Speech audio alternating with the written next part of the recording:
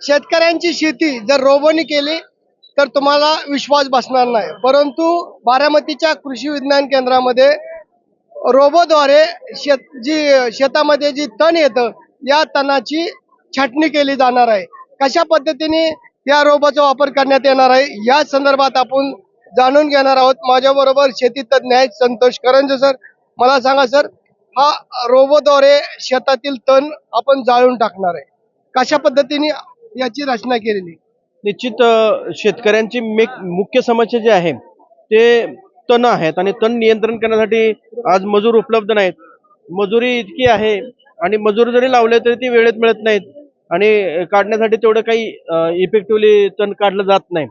तर यासाठी आपण काय केलेलं आहे की इमेज प्रोसेसिंग हा भाग AI मधला भाग आहे, मशीन लर्निंग आणि इमेज प्रोसेसिंग. तर कॅमेऱ्यामध्ये बरोबर ज्यावेळी मशीन फिरेल त्यावेळी पीक हिरव्या रंगाने तो आयडेंटिफाय करेल आणि तण निळा किंवा लाल रंगामध्ये आयडेंटिफाय करेल. म्हणजे त्याला ओळखण्याचं आपण सांगितलंय आणि ओळखल्याबरोबर रुंद पानाचं तण कुठलं आहे, गवतवर्गीय तण कुठलं आहे आणि पीक कुठलं आहे त्याला बरोबर ओळखणार आणि त्यातलं पीक सोडून बाकीचं जे तण आहे त्या तणाला लेझरद्वारे मारून टाकणार आहे, म्हणजे जाळणार आहे. म्हणजे खुरपण्यापेक्षा इफेक्टिव्हली ते काम करणार आहे आणि त्याच्या मग मुळापासून ते नष्ट होऊन जाणार आहे. कारण त्याचं जर मुख्य स्टेमच त्यांनी मारून टाकलं की त्याच्यातून खालनं येणारं जे काय मूळ आहे हे मूळ काही वाढणार नाही. सगळ्यात महत्वाची समस्या जी आहे ती मजुरीची आहे. त्यानंतर तणनाशकं वापरली जातात.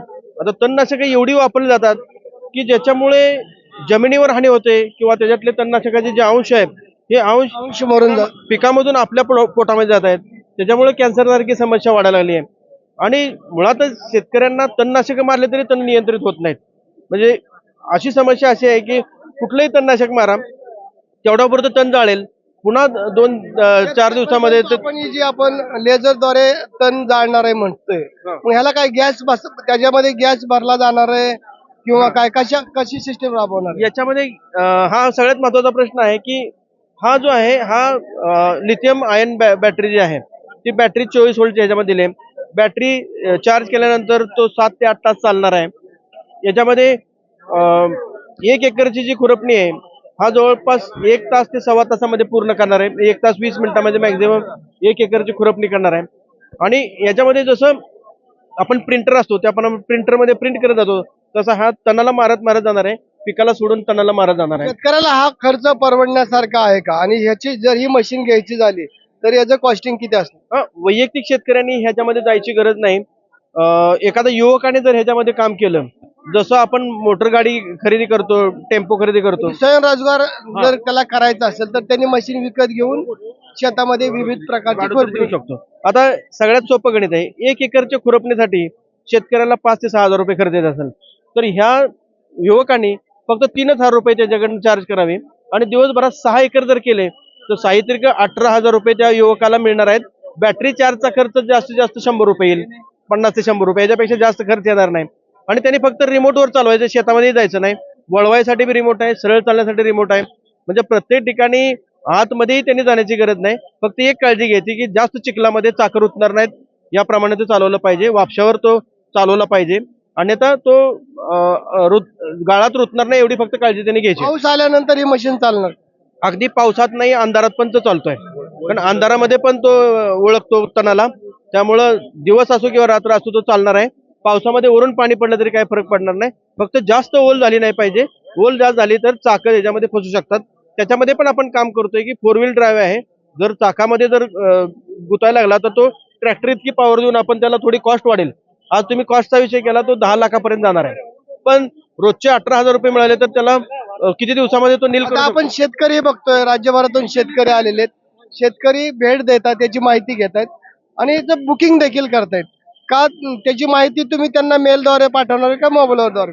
याची माहिती आपण त्यांनी फॉर्म भरायचे, तिथे नोंदणी करायची, त्या प्रत्येकाला आपण ह्याची सगळी माहिती व्हॉट्सअपवर पाठवून देणार आहे.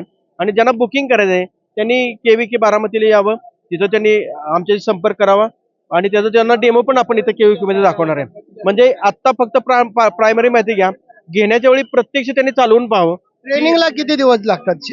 ट्रेनिंग फक्त 1 दिवसाचं पण नाहीये.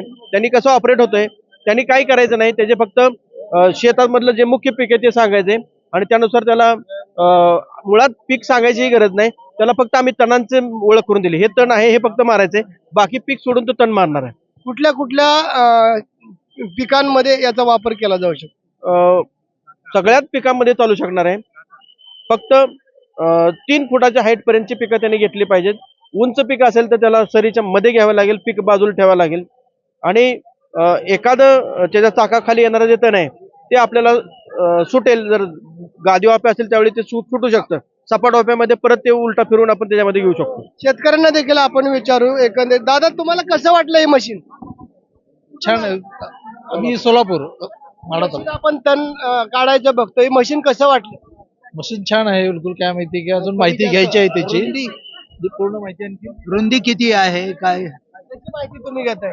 माहिती घ्यायची आहे अजून, माहिती घ्यायची आहे अजून त्याचं. युवक शेतकरी आपल्या बरोबर आहेत. काय सांगाल, ही नवीन मशीन आलेलं आहे आता या कृषी विज्ञान केंद्र? चांगलं आहे. एक चांगला उपक्रम आहे. कारण आता लेबरचा प्रश्न सर्वात महत्वाचा होत चाललाय, गंभीर होत चाललाय. त्यासाठी अशा मशिनीची गरज आहे आवश्यक भविष्यात अशा मशीनीची गरज आहे. म्हणजे आधुनिक पद्धतीने शेती करणं गरजेचं आहे. अत्यंत महत्वाचं. तर कुठून आलाय? मी इंदापूर तालुक्यात जामगाव आहे माझं. इंदापूर जाम. आम्ही अमरावती जिल्हा. काय कसं वाटतंय तुम्हाला ही मशीन बघितलं? सध्या आता जस्ट आलो आम्ही. सध्या आता आम्ही जस्ट आलो. आम्हाला माहिती घ्यायची आहे.